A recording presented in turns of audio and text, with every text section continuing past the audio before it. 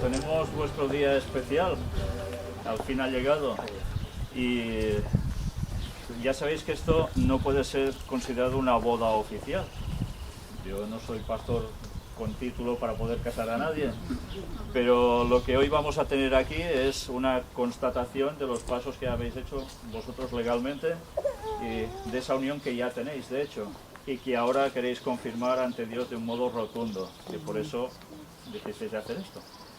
Y por tanto lo que vamos a tener aquí va a ser una bendición sobre esta unión. Y para hoy creo que es algo necesario leer algo que aconteció hace 2000 años, más o menos. Y era otra boda. Y era una boda que fue bendecida de un modo especial, porque en cada boda hay personas que pueden ser importantes para el mundo y otros que pasan desapercibidos. Pero en esa boda había gente precisamente de estos que pueden ser importantes, otros que pasan desapercibidos. Pero había alguien especial. Y ese alguien especial era Jesús. Jesús fue a una boda, fue invitado. Y él asistió. Jesús podía haber dicho, me es igual, esto son cosas que alguien se ha inventado, ¿no? Porque si recordáis en el Antiguo Testamento, las personas cuando se unían en matrimonio era cuando el hombre iba con la esposa, se iban a la tienda y a partir de allí ya eran marido y mujer, no había otra cuestión. Con el paso del tiempo se fueron añadiendo cosas, tradiciones, costumbres y finalmente todo se desarrolló hasta el tipo de boda que ahora conocemos que aún los judíos suelen hacer. En el cristianismo las bodas también fueron bastante copiadas de toda esta ceremonia y nosotros ahora vamos a centrarnos en esa boda que es conocida como las bodas de Caná. Me gustaría que, mientras voy a leer este breve relato, que está registrado en el capítulo 2 de Juan, versículos del 1 al 12, yo no me voy a detener en el 12, sino voy a leer también el 13. Y me gustaría que os fueseis quedando con alguno de los nombres que aparecen de lugares cuando está sucediendo ese hecho. Y luego veremos qué tiene que ver eso con vosotros. Sí, porque tiene que ver con vosotros también, ¿eh? Y con todos vosotros, todos nosotros. Al tercer día se hicieron unas bodas en Caná de Galilea y estaba allí la madre de Jesús. ¿Os habéis quedado con algún nombre de los que he dicho? La madre de Jesús. La madre de Jesús, ¿os habéis quedado con la madre de Jesús? Con Jesús. Caná de Galilea, son dos lugares. Evidentemente la madre de Jesús también estaba. Y ahí está la cuestión. Fijémonos que nos está situando en un día, en concreto, al tercer día. ¿Por qué es relevante que esta ceremonia registrada aquí empiece diciendo al tercer día de una previa situación? Acontece esto. Luego vamos a desvelar por qué. Porque en la Biblia nada está escrito porque sí. Todo tiene un trasfondo que cuando se investiga es alucinante. Y fueron también invitados a las bodas Jesús y sus discípulos. Y faltando el vino, la madre de Jesús le dijo, no tienen vino. Jesús le dijo, ¿qué tienes conmigo, mujer? Aún no ha venido mi hora. Mirad qué interesante. Hay personas que creen que esta forma de hablar de Jesús, de decirle mujer a su madre, es despectivo.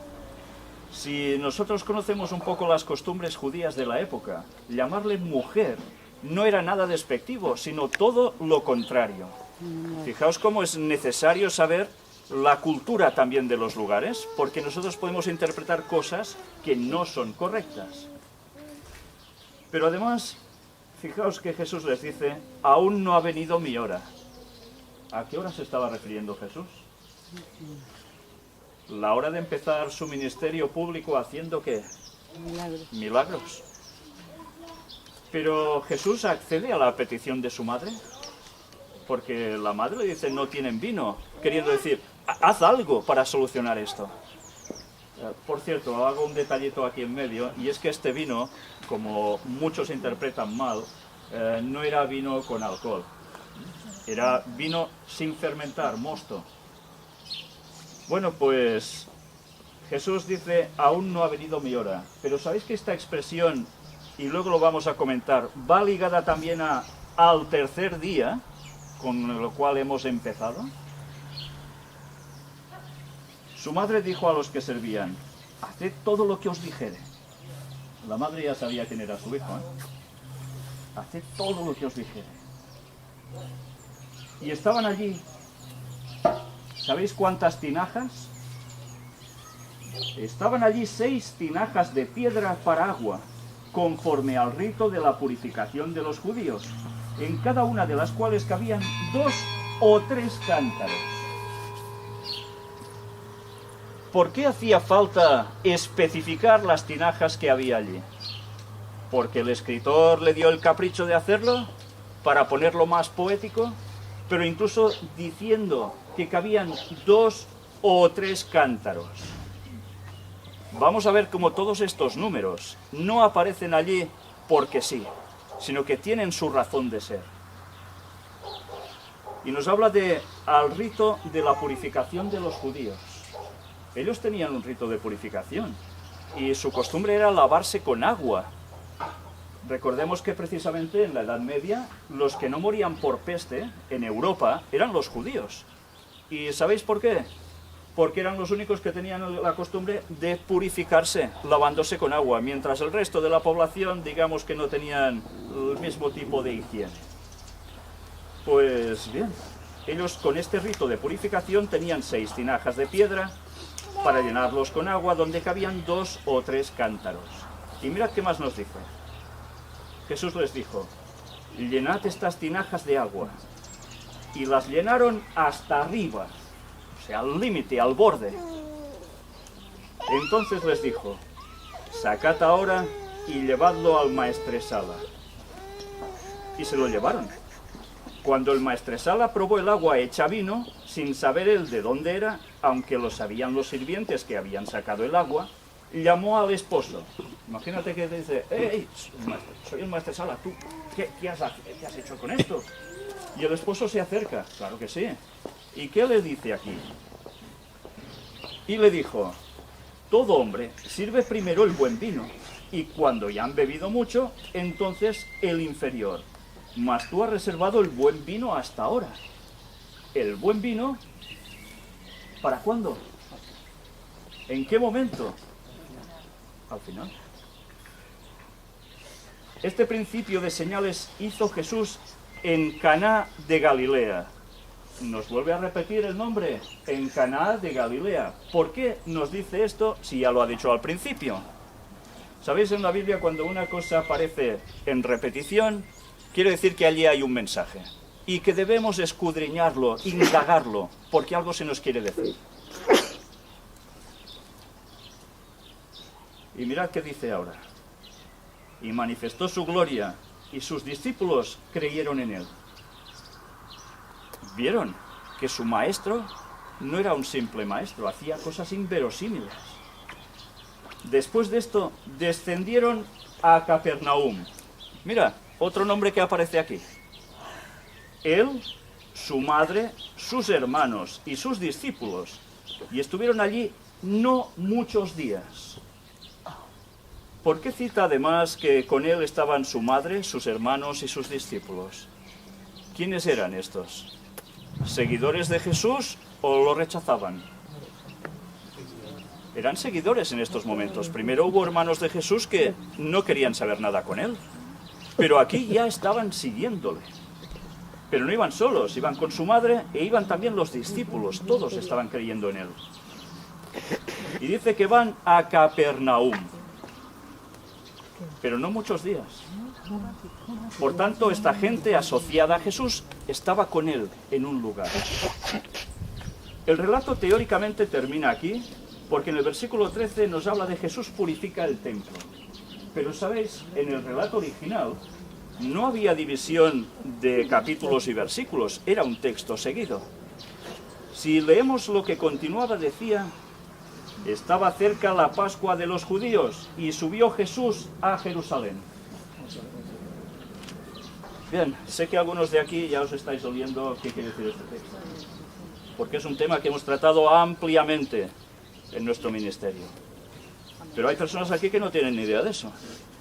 Y convendrá decir que esto que aparece aquí registrado como las bodas de Caná es un testimonio que sirve para los que se van a casar y para el resto del mundo, porque se nos está dando una lección que va mucho más allá de cuando leemos simplemente.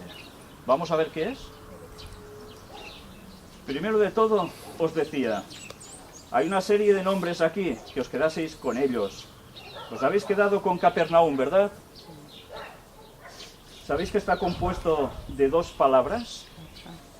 Una, lo que diríamos caper, viene de cafar, en su idioma, pero también de Nahum. Nahum, los que ya sabéis un poco de Biblia, enseguida recordaréis que fue un profeta, ¿no?, que aparece en la Biblia. Pero sabéis que los nombres de los profetas, como todos los nombres hebreos, tenían su significado. Y cuando a alguien le ponían un nombre, quería decir algo. No era como en la actualidad, que dicen, mira, al niño le llamaremos Pepe porque el abuelo era Pepe. O le llamaremos Julito porque nos gusta su sonoridad. No funcionaban así. Funcionaban en plan de querer decir el carácter que tendría ese niño, o lo que podría acontecer con él. Pues, ¿sabéis qué quiere decir Cafar? Aldea o villa protegida por murallas. Por tanto, es un lugar protegido, que quien está dentro, teóricamente está bien, ¿no? Pero, ¿sabéis qué quiere decir más? Y diréis, ¿y qué tiene que ver una cosa con otra? Mirad el idioma hebreo, lo rico que llega a ser en este caso. León joven, como cubierto con una melena. Y ahora pensamos, ¿quién era declarado como el león de Judá en la Biblia? El mismo Jesús. Y la descripción que da la profetisa Jesús dice que su cabello, ¿hasta dónde llegaba? Era la melena que le cubría hasta tocar los hombros. ¿Os dais cuenta que los nombres aquí no aparecen porque sí? Cada cosa sucedía en el lugar que debía suceder expresamente porque se nos quería transmitir un mensaje. Por tanto, aquí vemos que hay una relación implícita también de Jesús en trasfondo, no solo en lo que hemos visto que hace en esos momentos. Pero además dice cubrir con betún. Ángel estuvo hablando sobre esto en las conferencias. Y cubrir con betún nos hace referencia a brea. A la brea. De hecho, kafar es la raíz de Kippur, del Yom Kippur, es el día de la expiación. La expiación es con sangre. Y la brea era gofer de madera, del arca. La brea es representar la sangre de Cristo, cubriendo al arca y protegiendo a todos los que estaban en su interior. Por eso también esa muralla de kafar es la protección de Jesús hacia los suyos con su sangre alrededor. Porque era brea roja. Y en el arca de Noé, que nosotros, gracias a Dios, tuvimos la oportunidad de estar allí en Turquía, en el monte Ararat, también 900 metros de altura, y aún sigue estando allí. Todo lo que sabemos de ese relato es que verdaderamente era roja, por dentro y por fuera, y aún hay muestras de eso en lo que hemos encontrado arqueológicamente, ¿verdad? Y Ron Wyatt, su descubridor, aún más. Todo esto no pasaba porque sí. Pero, ¿sabéis? Además, significa lo que Ángel ha estado comentando, expiar o condonar. ¿Y esto qué significa? Pues hacer una expiación. Es que, en definitiva, alguien queda bien, ¿no? Queda para ser salvo. De hecho, te compran tu libertad. Y con algo rojo, con la sangre de Cristo que muere por nosotros. Luego dice aplacar o cancelar, anular, apaciguar, corregir, evitar, limpio, pacto. Nos está llevando a una serie de palabras que hacen referencia a una situación que Jesús hace con los que lo siguen. De ahí que aparezca que también hay la madre, sus hermanos, los discípulos. Perdonar, propicio, purificar, reconciliar, satisfacción. Por tanto, estar con Jesús implica que es expiado por nuestros pecados, nos da la salvación y quedamos como satisfechos.